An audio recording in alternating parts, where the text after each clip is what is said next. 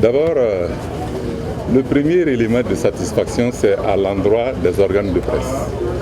Les médias nous ont accompagnés dans cette opération qui est extrêmement importante. Les médias ont permis à l'ensemble de notre peuple d'être au courant de ce qui se fait. Et je tiens à vous remercier pour ça. Votre présence est extrêmement importante et c'est une présence incontournable parce que nous devons être en communion avec l'ensemble du peuple lorsque nous prenons des décisions importantes qui les concernent. La deuxième chose que je tiens à souligner, c'est que cette rencontre a été d'un très haut niveau. Les acteurs de l'éducation nationale, les experts en la matière, les sociologues, se sont tous associés. Je ne parlerai pas des communautés religieuses, je ne parlerai pas des personnes ressources du monde traditionnel. Tout le monde s'est associé à l'élaboration de la documentation et tout le monde a participé aux travaux dans les différents groupes. Ce que je retiens de positif dans tout ce mécanisme qui a été mis en place par le ministre en charge de l'Éducation nationale, c'est qu'il a permis de fédérer les points de vue de l'ensemble des forces vives de notre pays autour de la question de l'éducation. Nous devons travailler à faire en sorte que l'éducation soit le socle de la transformation de notre économie.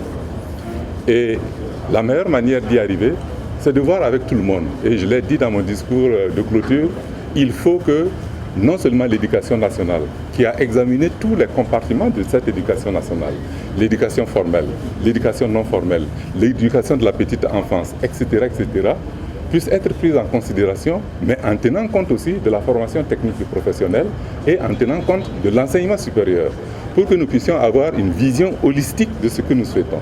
Lorsque l'enfant quitte le primaire pour aller au secondaire, qu'est-ce qu'on fait?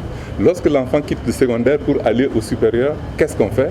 Et lorsqu'on doit lui donner une formation technique et professionnelle, qu'est-ce qu'on fait? Et c'est pourquoi les assises ont recommandé que nous puissions relire la loi d'orientation de l'éducation.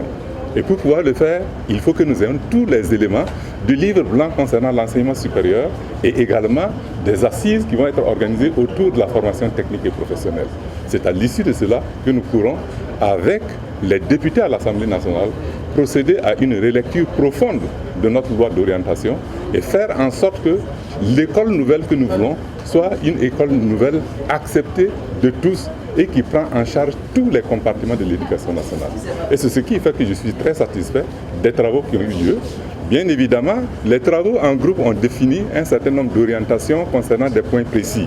Nous allons essayer de les prendre en charge pour faire en sorte que nos partenaires sociaux de l'éducation, les partenaires privés, ceux qui travaillent dans l'école privée, etc., qu'ils puissent se sentir concernés par le travail que fait le gouvernement. Et je pense qu'en cela, il y a lieu d'être satisfait. Je rendrai compte au président du FASO des conclusions de cette rencontre importante et nous prendrons les décisions lorsque le projet de feuille de route aura été élaboré en prenant en compte les observations qui ont été formulées pour que nous puissions donner les orientations au ministre en charge de l'éducation pour qu'on puisse aller de l'avant.